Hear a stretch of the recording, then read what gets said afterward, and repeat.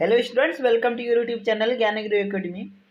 Students, आज हम पढ़ने वाले हैं क्लास 10th की इंग्लिश में। बच्चों, आज हम इसके जो प्रोज सेक्शन है उसका chapter number 2 a letter to God के लॉन्ग आंसर टाइप क्वेश्चन पढ़ चुके हैं, इसकी समरी पढ़ चुके हैं। और आज हम पढ़ने वाले हैं इसके शॉर्ट आंसर टाइप क्वेश्चन, जो कि आप यहाँ पे देख सकते हैं। क्या पढ़ने वाले हैं बच्चों? Short answer type question. तो जितने भी शॉर्ट आंसर टाइप क्वेश्चन के प्रश्न बनते हैं, आज मैं आप लोग को इसी वीडियो में खत्म कर दूंगा। इसके बाद जब ये जैसे ही फिनिश्ड हो जा रहा है चैप्टर, मैं नेक्स्ट चैप्टर तुरंत ही शुरू करूंगा और आप लोग को अच्छी तरह से समझा कर, ताकि आपकी बोर्ड एग्जाम की जो तैयारी है बहुत ही अच्छी तरह से हो सके। और इसके लिए मैं आपके पूरे सिलेबस को कंप्लीट कराऊंगा। और सिलेबस कंप्लीट कराने के साथ ही बच्चों, मैं यूपी बोर्ड का जितना भी आपका मॉडल पेपर से जो भी चीज़ें आपके बन सकेंगी, प्रीवियस ईयर पेपर्स बनेंगे, सारी चीज़ें मैं आपके अपने चैनल ज्ञान गुरु एकेडमी पे हल करवाने वाला हूँ। तो बच्चों, अगर आपको हमारी ये वीडियो पसंद आए तो लाइक ज़रूर कीजिएगा और दोस्तों में ज़्यादा से ज़्यादा शेयर कीजिएगा, ताकि इस वीडियो का फ़ायदा ज़्यादा से ज़्यादा लोगों को मिल सके। और हमारा जो ये मकसद है कि लोगों को जो शिक्षा है, ऑनलाइन शिक्षा है, इसका बेनिफिट हो, वो हमारा मकसद क्या है बच्चों? पूरी तरह से मतलब साकार हो सके, हमारा जो एक लक्ष्य है। तो आइए शुरू करते हैं।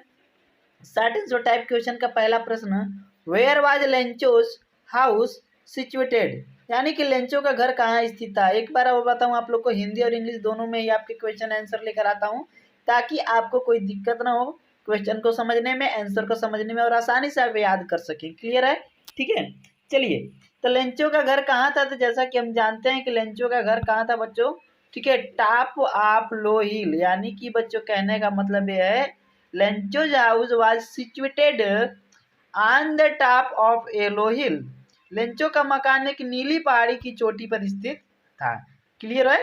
वो कहाँ स्थित है? एक नीली पहाड़ी की चोटी पर स्थित था। Second question, why do you think it is termed as the house and not a house? तुम्हारे विचार से उन्हें उसे ए हाउस के स्थान पर द हाउस क्यों कहा गया? यहाँ पे देखिए, ए हाउस के स्थान पे द हाउस क्यों कहा गया? तुम्हारा इसके लिए विचार क्या है?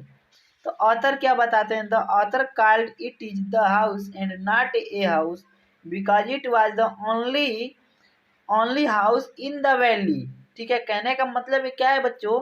लेखक ने उसे द हाउस कहा और ए हाउस नहीं कहा, क्योंकि वह अकेला मकान उस घाटी में था। ठीक है, जो अकेला मकान था वो कहाँ था बच्चों? उस घाटी में था। नेक्स्ट क्वेश्चन है आप लोग को, how did Lencho predict rain? Lencho ने वर्षा की भविष्यवाणी कैसे की? जो लेंचो है उसने वर्षा की भविष्यवाणी कैसे की? तो यहाँ पे आप देख सकते हैं, Lencho predicted rain because he had seen the clouds in the north east. Lencho ने वर्षा की भविष्यवाणी की क्योंकि उसने उत्तर दक्षिण में बादलों को देख लिया था। ठीक है, उसने क्या किया था? नॉर्थ ईस्ट में क्लाउड्स को, बादलों को देख लिया था, सीन कर लिया था। नेक्स्ट क्वेश्चन है, what happened the dinner time? रात्रि के भोजन के समय क्या घटित हुआ, क्या हुआ? At the dinner time big drops of rain began to fall. भोजन, जो रात्रि का समय था, रात्रि के भोजन के समय वर्षा की बड़ी बड़ी बूंदें गिरने लगी। Next question, what did the writer call as new coins? Why? लेखक ने नए सिक्के के समान किसको कहा और क्यों? Lencho calls the rain drops new coins. The rain drops would enrich the harvest. he will get more money by selling it, so the raindrops have been called new coins। Lencho वर्षा की बूंदों का एक नया सिक्का कहते हैं। बारिश की बूंदें फसल को अच्छा बनाएगी, इसे बेचकर उसे अधिक धन मिलेगा, इसी कारण वर्षा की बूंदों को नए सिक्के कहा गया है। Next question, why are hailstones called frozen pearls? ओलों को जमे हुए मोती क्यों कहा गया?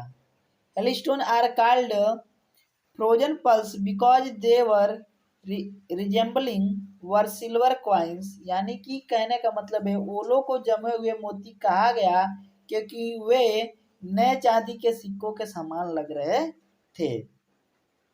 नेक्स्ट क्वेश्चन है, how long did hello rain, ओले कितनी देर तक बरसे, the hail rain for an hour, ओले 1 घंटे तक बरसे। नेक्स्ट क्वेश्चन आपके सामने है बच्चों, क्वेश्चन नंबर आप लोग का 8, what harm did the hail rain cause to Lencho, ओलो की वर्षा ने लेंचो का क्या नुकसान किया। The hail rain completely destroyed the crops in Lencho's field. The corn was totally destroyed. The flowers had also fallen from the plants. ओलो की वर्षा ने लेंचो की फसल पूरी तरह नष्ट कर दिया। अनाज पूर्ण रूप से नष्ट हो गया। फूल भी पौधे से गिर गए। नेक्स्ट क्वेश्चन है, Lencho sorry what made Lencho sad, अर्थात लेंचो दुखी क्यों हुआ। Lencho become sad because his crops was completely destroyed the hailstones. Lencho की फसल को ओलो ने पूरी तरह से नष्ट कर दिया था, इसलिए लेंचो दुखी हुआ था। What was Lencho's only hope, Lencho की एकमात्र आशा क्या थी। God was only hope, God was Lencho's only hope, भगवान लेंचो की एकमात्र आशा थे। ठीक है बच्चों, यहाँ पे क्वेश्चन बहुत ज़्यादा लग रहे हैं आपके, 18 क्वेश्चन यहाँ पे मेंशन किए गए हैं। ठीक है, तो आइए क्वेश्चन नंबर 11 को देखते हैं। क्वेश्चन नंबर 11 आप लोग का कह रहा है, to whom did Lencho write a letter and why, Lencho ने किसको पत्र लिखा और क्यों। Lencho wrote a letter to God, he wrote the letter for help from God, Lencho ने भगवान को पत्र लिखा, उसने भगवान से सहायता के लिए पत्र लिखा था। ठीक है, what was written in the letter, पत्र में क्या लिखा था। In the letter Lencho wrote, God if you don't help me my family and I will be hungry this year, I need 100 pesos in order to sow my field again and to live until the crop comes. Lencho ने पत्र में Lencho ने लिखा, भगवान यदि तुम मेरी सहायता नहीं करोगे तो इस वर्ष मेरा परिवार और मैं भूखे रह जाएंगे। मुझे अपने खेत को दोबारा बोने और नई फसल के पकने तक जीवित रहने के लिए 100 पैसों की आवश्यकता है। Why would Lencho's family go hungry that year, उस वर्ष लेंचो का परिवार भूखा क्यों रह जाएगा। Lencho's family would go hungry that year because the corn totally destroyed in his field, उस वर्ष लेंचो का परिवार भूखा रह जाएगा क्योंकि उसके खेत का अनाज पूरी तरह से नष्ट हो गया था। नेक्स्ट है बच्चों कि who laughed to see the letter why, पत्र को देखकर कौन हंसा और क्यों। The postman laughed to see the letter because never in his career he know that address, कहने का मतलब यह है कि डाकिया पत्र को देखकर हंसा क्योंकि वो अपने सेवा काल में उसने कभी ऐसा पता नहीं देखा था। नेक्स्ट है, who resolved to help Lencho, Lencho की सहायता करने का संकल्प कौन करता है। The postmaster resolved to help Lencho, जो पोस्टमास्टर है ठीक है वह रिजॉल्व करता है, उसकी सहायता करने का संकल्प लेता है। How did the post office employee help Lencho, डाकघर के कर्मचारी लेंचो की सहायता कैसे करते हैं। The post office employee helped Lencho by giving some money. Postmaster also gave a part of his salary. In this way, they collect 70 pesos and give them to Lencho through to envelope by God. कहने का मतलब यह बच्चों कि डाकघर के कर्मचारी कुछ धन देकर लेंचो की सहायता करते हैं। पोस्टमास्टर भी अपने वेतन का एक भाग देता है। इसी प्रकार वे 70 पैसे एकत्रित करते हैं तथा उन्हें लिफाफे में डालकर भगवान के नाम से लेंचो को दे देते हैं।